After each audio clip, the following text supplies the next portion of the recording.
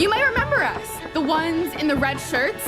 We can't afford guns being the leading cause of death for children and teens in this country. Whether you're Republicans or Democrats, you can't look away. We're not going to shut up until we get the change we deserve. Thoughts and prayers are no longer enough. We need to take action now. You didn't get this far by saying you can't. You didn't get this far by just being mediocre. You moms demand action, and that's what we demand. Welcome to Movement Builders, a show about the people ending gun violence in America, all of us. I'm Kaylin Ford. And I'm Nikita McDaniel. Y'all, today's episode is something special. And it's so good, we split it into 2 parts. That's right. This is part 1. So make sure that you check out part 2 after you listen. Now into the show. We are so grateful for the incredible work all of you have done to make your communities safer, even in the face of so many challenges. We're almost 1 full year into the Trump-Vance administration, and we can say confidently that while they seem hell-bent on making this crisis worse, we are not backing down. We're fighting back in every way we can to defend the progress we've made and push forward in our fight to save lives. Yes, Kaylin. And that work is more critical than ever in 2026. When we'll help drive voters to the polls for the midterms, because we need to make it clear that we're holding lawmakers who dismantle our gun laws or refuse to act accountable, and replacing them with gun sense champions who will do what it takes to take this country back and get it on its track. All of it will set the stage for 2028, when we have the chance to once again put a gun sense president in the White House. That's right, Nikita, because we know that when we have an administration that takes gun violence seriously at 1600 Pennsylvania Avenue, we have done amazing things, and we'll do them together again. And with that, we are so excited to welcome Greg Jackson and Rob Wilcox to the Movement Builders podcast. Rob and Greg both served in the first ever White House Office of Gun Violence Prevention during the Biden and Harris administration. They are tireless advocates for this movement who never give up, and we are so excited to have them here with us today. Welcome to the show, Greg and Rob. Welcome to the show. So Greg and Rob, it's great to have you once again on the podcast, and I know that you all are in this fight and it's personal to you. So if you do not mind, let's start by talking about what brought you to this movement. And Greg, how about you go first? All right. Well, thanks for having me. Thanks Excited for being to be here. Yeah, this is amazing. Well, I wish I was brought to this movement under different circumstances, but for me, the formal introduction to this movement was in April of 2013 when I was caught in the middle of a crossfire, and the bullet that hit me hit 2 arteries, and I went from spending a great night with my family to fighting for my life. And I'll never forget just arriving at the hospital, and as opposed to being rolled into surgery, I was rolled into an interrogation room. And as I was bleeding to death, I found myself fighting for my innocence and fighting for my life at the same time. And luckily, I made it through 3 rounds of interrogation. And then I met my surgeon and was told I only had 26 minutes left to live based on blood loss. And then there was still a 50% chance I wouldn't make it. And so I went into surgery very uncertain about my future. And luckily, I made it through that surgery, as well as 6 other surgeries, and survived. But the other thing that really launched me into this movement was, I'll never forget, turning on the news, and I was shot just 2 days after the Senate failed to vote for universal background checks after the Sandy Hook tragedy. And just watching, politicians and leaders that we count on, that we voted for, that we support, make excuses for taking action when little children were shot and killed. And when I'm literally in the hospital room fighting for my life, just kind of lit a fire in me. And I came out of that hospital room not knowing what to do or how to do anything, but just knowing that something had to happen and things had to change. And so I just started by being a vocal activist then, and then ultimately joined the movement formally under a few different hats. But probably the biggest hat was with Community Justice as their executive director for 2.5 years. So that was my beginning. And yeah, I'll pass it to my brother, my main man, Rob Wilcox. Man, well, it's good to be here with you. It's great to be back with Greg. I mean, we spent every day together for like, 450 days. And our first office, we sat so close together. We were like two detectives. Our desks were like right next to each other. Oh, yeah. And that first office wasn't glamorous. It was actually the old drug testing office. So there was people showing up at our door being like, we're here for the drug test. And we had to tell them we're here to end gun violence in America. I can't help but think about how far we have come with so much pain, but with so much purpose. And yeah, I got to sit in the White House with Greg and work on this issue. And it was the greatest honor of my life. But I never believed it was going to happen when I first got involved, because like Greg, I showed up with tragedy and got the phone call that my 19-year-old cousin had been shot and killed, Laura Wilcox. And she was just a beautiful young woman who was on winter break from her college, Haverford, and was volunteering in rural California at their local mental health hospital. And a patient had stopped taking his medicine. He was in crisis. His brother, who was in law enforcement, tried to get him committed, tried to take action, knew he had guns, but nothing was available at that point. And so he walked into that hospital and put the gun against the glass and killed her. And she died holding the pencil that she was checking people's names in with. And he killed other people in that community in that day. And for me, it was, for my aunt and uncle, my cousins, for my family, for that community, it changed their lives. But it was just another shooting in America. And I remember I went to that funeral and I could still picture it today.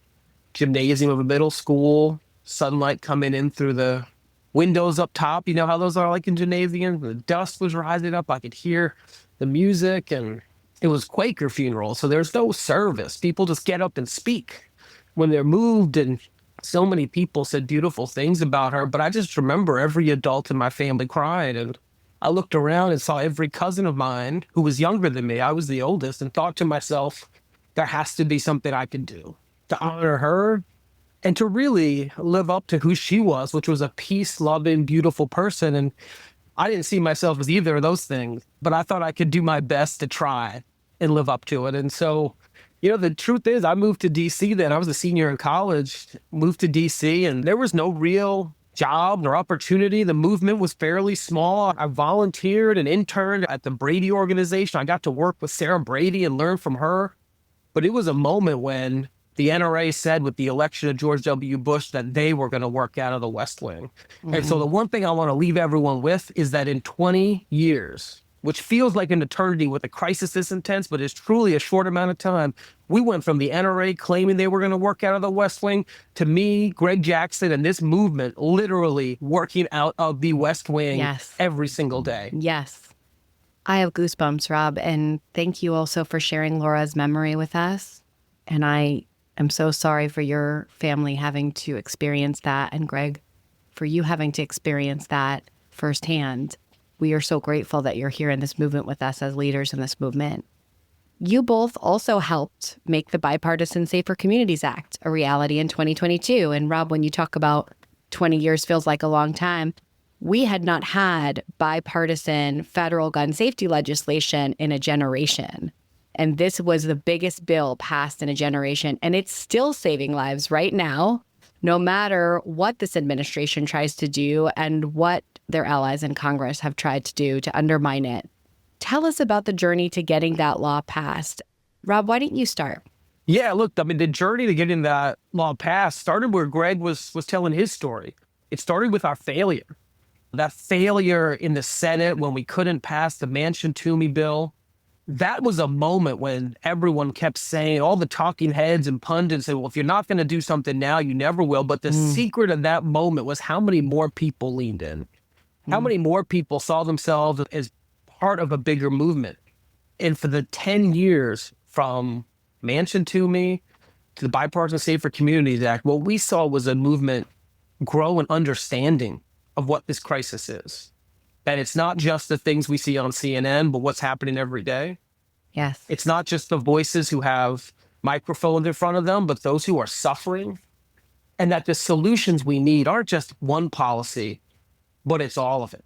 and it's all of government, and it's all the things. And we're not going to leave a stone unturned so long as there's community violence, there's firearm suicide, domestic violence, targeted violence, school shootings, right? It's all part of the same crisis. And so for 10 years, look, I think this is honestly the second chapter. The story that I told you first, that was a chapter the first 10 years from when I started to Mansion Toomey with the NRA's chapter. They've got the run of the place for 10 years. From Mansion Toomey to Safer Communities, those were our 10 years to show that we could pass laws. We mobilized, we activated, we got a broader toolkit to put in place, and all of a sudden we are passing 1,000 laws across this country. We're investing hundreds of millions of dollars in community violence intervention and school safety technology and firearm suicide prevention. We're getting smarter, we're getting better. And so in that moment when Chris Murphy and others kind of went into the room to figure out what this bill was going to look like, he had the wisdom to say, we're not here for one policy, for background checks. We're here for all of it. We're here for addressing the dating partner loophole. We're here for investing in community violence intervention. We're here for putting in place effective implemented red flag laws. We're here for enhanced and expanded background checks. We're here for the first ever gun trafficking law. We're here for an investment in school safety. We're here for an investment, largest investment in school-based mental health in history. We're here for all of it. Yeah. And that moment of passing that bill honestly was the close of this chapter of can we pass laws? Like, we have shown that. Yes. And once we got to the White House and where we are now, I don't think it's about being advocates and just trying to pass a law here and there. What this movement has to be about is how do we govern for gun safety? How do we govern for gun violence prevention? How do we take advantage of every tool in our government, every partner out in our community to address this crisis? Not just how do we pass a policy here or there. Absolutely. I think a lot of people felt that moment, and I'm from Newtown, and I felt that moment in that crushing defeat of that Mansion Toomey bill, that this was the beginning of a different kind of fight that would take a lot more than just passing one law in Congress. And that work had already been done by so many incredible community advocates and so many incredible community violence intervention organizations and activists. Greg, talk a little bit about your role in that lead up to the Bipartisan Safer Communities Act coming together and what it meant for you to see that law passed in Congress, given your own story. For me, I think where I played a larger role was just in resources and fighting for resources. And I think for a long time, we had looked at solving gun violence as a crime to solve and not a crisis to prevent. And we know that if you want to shift behavior, and if you look at this as a supply and demand problem, you can't shift behavior off of laws alone, right? You can't scare people or force them into compliance. You've got to give them resources and opportunity. And that's what I fought with and fought for. And at Community Justice, we created what was called the Invest in Us Coalition, where we really advocated for investments in communities most impacted by violence. And we focused on community violence intervention, but we also talked about victim services and resources to provide more job opportunities and housing stability and really start to dig at the root causes of violence. Because, unfortunately, I know firsthand, no one that's in these violent situations wants to be there. It's typically a moment of lashing out, a moment of trauma resurfacing, or a moment of desperation. Mm-hmm. And all of those can be prevented, but it can't just be prevented from laws alone. And so the Invest in Us Coalition really fought for more resources.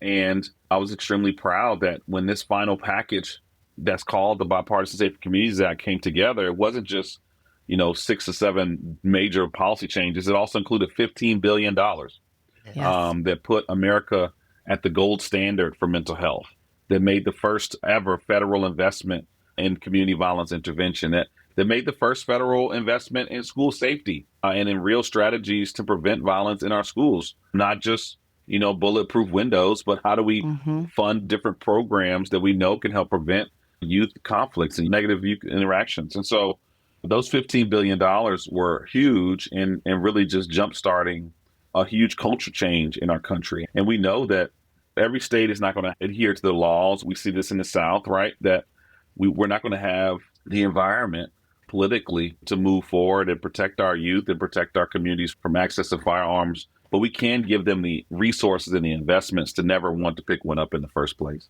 And so that was where I focused in. And it was so great working alongside Rob, because I think it made, even before we actually worked in the office together, we were already kind of making music in the Bipartisan Safer Communities Act.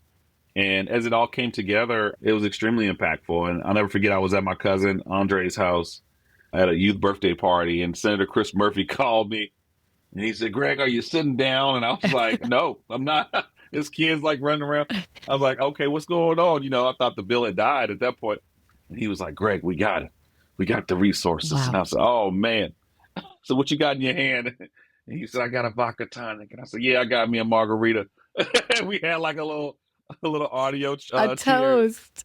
Yes. toast, but it was a beautiful moment. And then watching that bill pass, was so historic. One thing I really loved about it was when it passed in the Senate. People don't know this, but I watched Mitt Romney and Mitch McConnell high-fived after they voted yes. Wow. And I would have never imagined that those two people who had been so harsh on so much of what we were trying to accomplish, as a community, as a party, if you will, but they high-fived, and Mitt Romney had tears in his eyes. And it just showed me that, like, not only was this bipartisan, this was truly led by both parties, and they were both extremely invested in doing something on this issue. And our activism just gave people a chance to do what's right beyond what the political whirlwinds would force them to do. And so it was a really beautiful moment. I'm almost tearing up now thinking about it, right? That everybody wants to make this place safer. It wants to make our community safer, and our schools safer, and our neighborhood safer. They just don't quite know how to do that in a politically safe way. And for one moment, maybe just one night, we depoliticized safety. And now we have thousands of lives to show for it. So it was a very, very special moment. I mean, one of the questions I get asked the most is like, why was it different? And I think it's worth like Greg and I sharing that a little bit. And absolutely. I think Greg said he started out with where I usually start out, which is like, you need to find the commonality, which is safety. People are looking for safer communities. And that's the place you got to start. That is what we're in this for. It's not to just regulate a product or an industry or to invest resources. It's to make people, families, communities safer. And once you're there, all right, what are the big differences? One, Manchin Toomey was about one policy and negotiating with the gun industry to give away, right? It said, let's expand background checks and let's make a bunch of giveaways. This negotiation, why did it work? Because it was all about how to make people and places safer. Yes. So some people would say it's mental health. Other people would say it's gun policy. One of the first things I said to Senator Murphy when we spoke about this, I said, let's do both. Let's not make it a either or. Let's make it a both and. And that allowed us to actually have a bill that everyone could be excited about, to Greg's point. Number two is that it wasn't narrow and negotiation took so long in Manchin Toomey. It's months and months and months. All the political will was gone because it was just one policy. So it got stuck at times.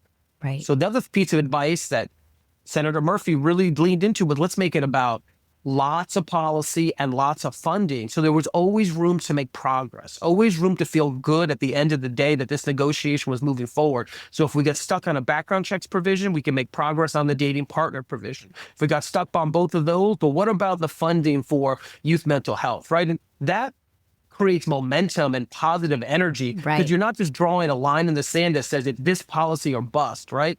Number three, the difference was the people who were calling for action. And this is where movement building, that is what happened. Yes. I could tell you in 2013, look, we had 50 Democrats who voted for it.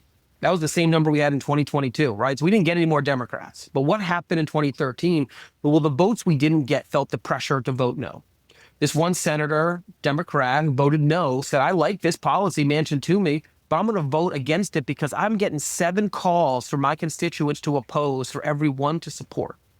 Fast forward to 2022, we've built a lot of energy, a lot of activism. We've built a movement that can take action in times that we need it. Yes. And guess what? The Republican senator said, I like the policy, but the reason I'm voting for it is I got 10 of my constituents saying vote for to every 1 saying vote no. Yeah. That's people on the ground making those phone calls. And I think you can't overstate how important that activism is, that calling for the change. And lastly is the NRA was just weaker than ever. They were not a strong counterweight. They were not in the negotiating room. They were not bringing expertise to the table. And they certainly were not generating any counter activism to this policy. One, because there was like nothing to oppose. Senator Murphy would always say, he said, as the Republicans presented this bill to their colleagues, what they would say is, I don't know which to choose. I vote for this bill and the gun lobby will be mad at me. And if I vote against this bill, all my constituents will be mad at me, because that bill makes so much sense.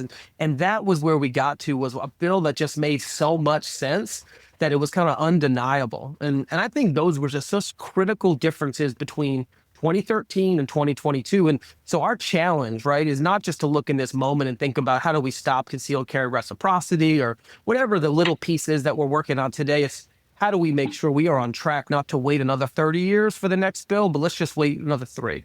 Mm-hmm. Oh, I love that. And I'm glad you mentioned concealed carry reciprocity, the concealed carry mandate, because we have folks doing that work right now, making those calls. And Rob, to your point, what you're saying, every call does make a difference. Congressional offices track those calls and they want to know what the calls look like. So when they go in for a vote, they want to know what their constituents are saying, because they know they'll be held accountable. And we've built a movement that can do that and that can have that power. So that is just, it's incredible. It's an incredible story. And the fact that bill came together also so quickly, right? When you think about the momentum you had and the negotiations you had lasting, really just 40 something days, right? Incredible, really incredible. But that's because we had been working for 10 years on these policies, right? And all of us have been working on what does it take to invest in community violence intervention? What does it mean to disarm domestic abusers, right? We were working for 10 years to prepare ourselves for that moment. That's what we always have to keep in mind. And number 2, it was like that 40 days felt like 140, honestly. Like, as I said to the team that I was leading at that moment, it's like when they sleep, we eat. Like, we are going to just outwork them. And I told that to Senator Murphy, too. The only way to win the negotiation was to outwork them. And that's what we did, was staying up till 2, 3 a.m. And that was good practice, Greg, for the White House, where we didn't sleep either. Mm-hmm. But, it was not quick, though, right, Greg? Like this was like the culmination. But the truth is, those are the moments we have to be ready for. The other side of the coin, too, is that every time that we came to Capitol Hill, we weren't alone. There was red shirts everywhere. Yes. There was so much happening that those members of Congress, they felt the pressure. They felt that we had really engulfed Capitol Hill for that time and moment and said, this is not an issue or one issue. This is the only issue you're going to talk about until you do something, right? And for lack of better words, we were on their ass. You know what I mean? That's what it is. And they knew that. They felt that pressure. They felt that, like, hey, they were in a corner. Democrats and Republicans, they were in a corner by the American people, because we just needed some form of action. After Buffalo, after Uvalde, like, we had enough. And so many of us have suffered and lost, and so many of us had witnessed suffering and loss. And we said, look, we need something. And so I think that's the beautiful mix of having all these different policy ideas being kind of socialized and right on the table in front of them, but then literally having an army of people waiting outside the door. It was like, all right, we got to pick something off this menu, or we on the menu, Yes, and it was amazing. Every day was either a march or a press conference or a lobby day or a conference call. And I think there's nothing more important than that pressure, right? And even in these times, we can definitely keep putting that pressure on them to make sure they don't lose sight of this issue against other things that they're juggling, So anyway, just want to add that piece. Adding that piece was amazing. And as you all were talking, I was like, oh my gosh, we need to make a film. Y'all really do need to make a film about this. Yes. But advocacy and community organizing are 2 different things, right? But they're both necessary in movement building. And you 2 were leading movements, and you were walking into your dream job at the White House. And I just want to see, like, I see you walking in there and have built all of this momentum with the people. Tell me what your thoughts were on your first day walking in. Now, I know when y'all got to the office, y'all were like, oh, okay, this is what we got. But walking through for the first time with the power that you had with the people, how did it feel to you? What did you think you were going to do? first of all, for me, I was terrified, not because I'm a shy person or anything, but I knew the weight of what we were signed up for. And I knew how many people were counting on us to do something. That's right. That's right. And so to think about all, as much as I've been through, I've met thousands of survivors and family members and people who have just suffered so much. And it was like, man, this is it. Like, this is our one chance, right? This might be the only chance ever. And our first ceremony, as beautiful as it was, you walk in and they sit you down and you're sitting next to the president of the NAACP and the mayor of Chicago. And it's like, what? The ATF director. And it's like, okay, this is the pinnacle of leaders, at least in the public safety space. Yeah. Right. Yes. And they're all here to see what we can do. I mean, it's like going to the Super Bowl and we didn't even know where our pads were. We didn't know who our teammates were. We didn't know what jerseys we just put on, but we had the Super Bowl. And so it was a lot of pressure there. And thankfully, my mom was there, my dad was there, my brother was there, and my mom hugged me. And at the opening, like the creation of the office ceremony, she just said, "Go do what you're supposed to do." That's all she said. Do what you're supposed to do.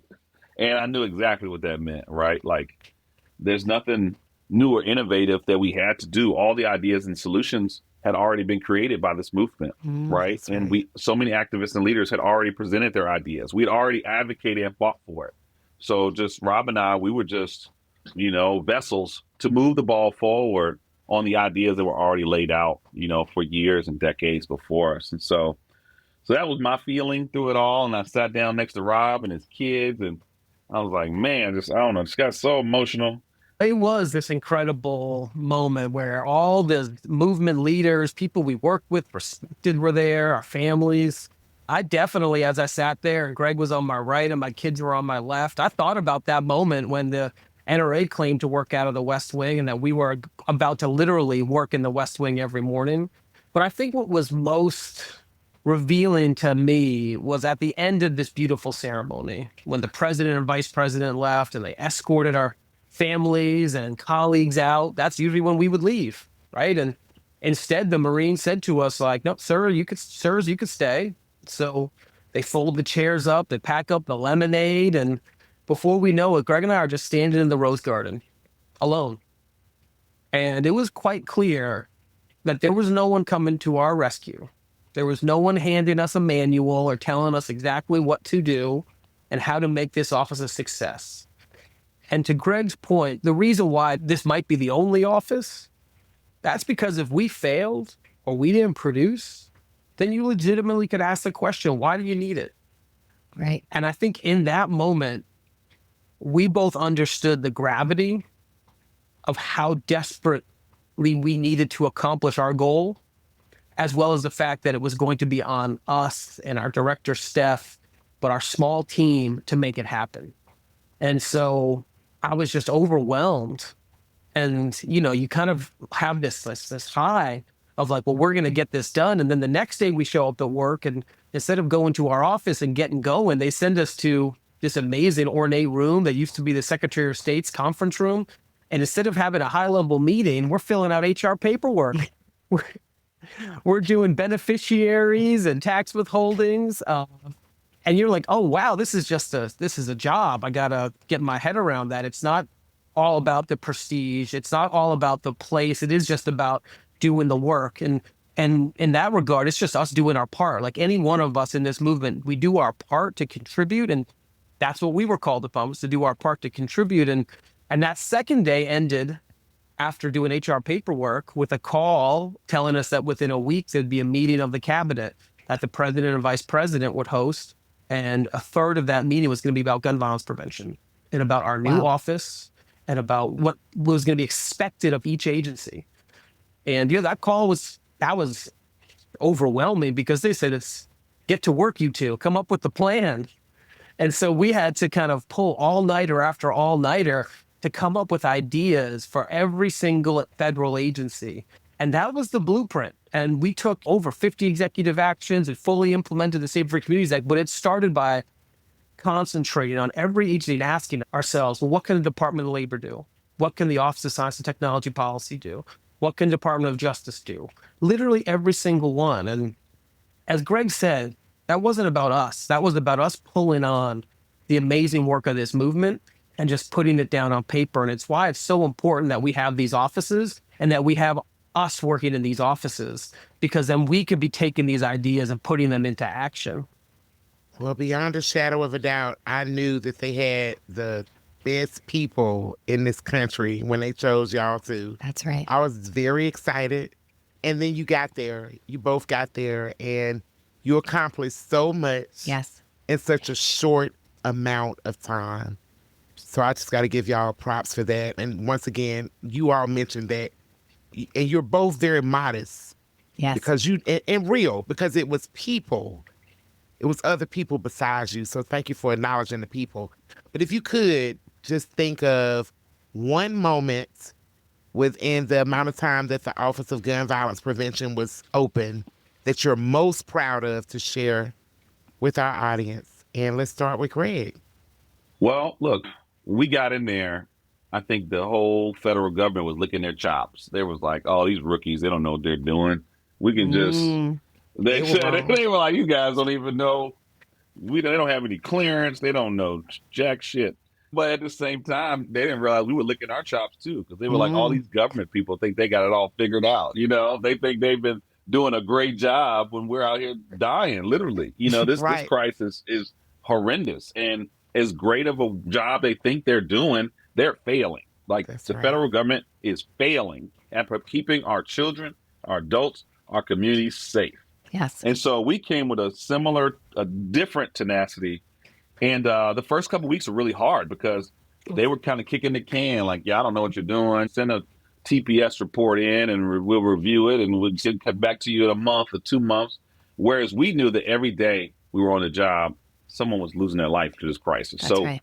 We pulled out a big whiteboard, and this was a beautiful moment to me. And we put the number of days up there. We said, this is all we got guaranteed is these number of days. And so, you know what? There's a few things we're going to do. One, we're going to win every day. We're going to move something every day. We're going to eat as many salads as we can so we're not obese by the end of this thing. And failed at that part. But all these ideas we have, we've got to move them forward. Like, we got to get there because this government is not used to moving fast. And so that was the tone that we set in our little office, was like, we are not the government. And we are not just the movement. We are two people that have to charge this thing forward in 400 plus days because it's life or death for people. Yes. And so as far as moments that was really memorable for me, I think, oh man, actually, I think that one of the ones that was most exciting, man, there's a lot actually. I mean, Kamala Harris played a prank on me one time. That was hilarious. So we got to brief her on stuff. So first of all, there's nothing more stressful than briefing the president or the vice president. So you come in there, it's very serious, and she is tough. I mean, she's going to cut and dissect everything you throw at her, you know, and everyone's just terrified. It's like sheep walking into the lion's den, you know, when you go to brief the vice president. But that's how serious she took the work. It wasn't, you know, disrespectful or anything. So we went through this really intense briefing, and she's throwing questions, and I'm throwing answers. And then she's like, all right, we're going to move to the next topic. Greg, you're dismissed. And I go to the door, and it's locked, and I'm like trying to shake the door, and I can't get out, you know, and it's like this really important meeting. I am jerking at the door, and out here laughing. I look back, and she's like, you know, I control the door, right? And I was like, okay, Madam Vice President, may I leave now? You know? And then she was like, yes, you can. And she pressed the button, and the whole room dies laughing. They got a hoot out of that, you know, because it's just it's such an intense space. Sometimes it's good to break it up. Yes. And, oh, man, we have so many stories with President Biden, too. But anyway, I think actual gun violence prevention specific moment that was really powerful to me, I think, was, ooh, man, there is a lot of them. But one that I was so impressed by was our first budget meeting. We went to a large budget meeting, and we had prepared all these ideas and thoughts and had this big presentation ready. And so when we sat at the table, they were like, well, yeah, we know you want, you know, resources for this. What else you have? And I was so shocked that we had done such a good job at advocating as a movement that the budget team for the federal government already knew our priorities. right? So, Wow. so for like Rob and I to walk in there, we didn't have to advocate for anything. We actually didn't even need to be at the meeting because it was already laid out. And I was so shocked by that because we're literally in a time where people are fighting for their lives for every single dollar when it comes to budget discussions. But this president and vice president had already made it a priority, and the budget team already knew what the movement wanted. And that was like probably the only meeting I think we walked into not having to say a word. It was like, That's all nice. right, they get it, And if you go back and if you look at the president's budgets, even though they weren't all passed, every budget outlined exactly what we wanted as a movement. And so we may not have seen all the progress we wanted, but we truly had a champion in the White House that got it, like understood it from the top to the bottom. And so I was just so shocked by that. The easiest meeting of my life in the White House was the budget meeting, the federal budget. The federal that was me. budget. Which nobody I'm sure usually Rob- describes as easy. So that is incredible, right? Right. I'm sure Rob's got a better story, though. Love that story, Greg. I love that story. And I love the prank from Vice President Harris. So Yeah, she got me. It's hard to pick one. I'm so proud of the policy and the actions we took on everything from data to victim services to a strong rule on background checks to shutting down 350 websites selling Glock switches to cracking down on gun traffickers and straw purchasers, bringing over 700 cases, shutting down 600 gun dealers, investing $400 million in community violence intervention, converting the suicide crisis lifeline to 3 digits and serving 10 million Americans, to actually cracking down on domestic abusers and putting money in place to remove guns from them. By giving states the chance to implement red flag laws so we don't leave tools in the toolbox, we actually get them out to prevent suicide, self-harm, targeted violence. I'm proud of all of that. I think what I am, though, most proud of is who we gave access to that building. Yes. And I think about the survivors who've been in this movement for 20 years, maybe longer, never once been even invited to the White House. Right. And we didn't invite them for a photo op. We invited them for their ideas. I think about the youth that came in with real stories of violence in their communities that we put at the table. When they said, we want a seat at the table, we could tell them you were literally at the table. Yes. Yes. I think about the rooms that we built that didn't just have our CVI leaders, but had our school safety leaders and our suicide prevention experts and law enforcement and health systems and teachers of the year all sitting together in support of this movement. I think about the weekend that Greg and I traveled with the vice president down to Parkland, Florida, to do a walkthrough of that school. And we spent time with all those families who we all know. And she spent an extraordinary amount of time before we walked through a building that was literally in the same condition as the day of the shooting. And a mother who broke down in tears because of how much blood was there from her son, said, I need a shovel to get it. And the vice president's leadership to say, this has to end. We need to move on. This has to end. But then 2 days later, we had mothers whose children were killed in community violence. Very different circumstances, same pain. We had them come to see us, and they were on what's called the Navy steps outside of the Eisenhower building, and they start, I think Greg might have instigated this, but they start chanting, hey, VP, and she cancels a meeting that she was supposed to go to with a foreign dignitary to walk over to meet these mothers. Wow. And they surrounded her with love and enthusiasm, and 2-3 days time, she got to see the face of this crisis, both in the school shootings that everyone heard of, but in the face of these mothers who most instances never been heard of, but whose pain was as deep. And so that's, I think, what sticks with me is that we left this movement, I hope, stronger than when we found it. Because people could see themselves as part of this solution. They could see their pain as part of our purpose. And be they a health system CEO, a community violence intervention organization, a survivor, law enforcement, a sheriff, like they all had seats at our table. And they were all part of what led to what is, I think, truly the most meaningful thing. The policy, the people, that added up to what mattered the most to me and Greg, which is the results. We saw the steepest increase in homicide in this nation's history in 2020. And we know that when numbers go up, that's not just a chart. Right. That's a family. And after the Bipartisan Safer Communities Act, we saw that trend start to bend. And we saw numbers start to go down. And 2023 was the largest reduction in homicide in this nation's history, about 9-10%. That beat the last time we saw a big reduction in the 90s. Yeah. 2024, we saw 15-16% reduction. This year, it's looking like 17-18%.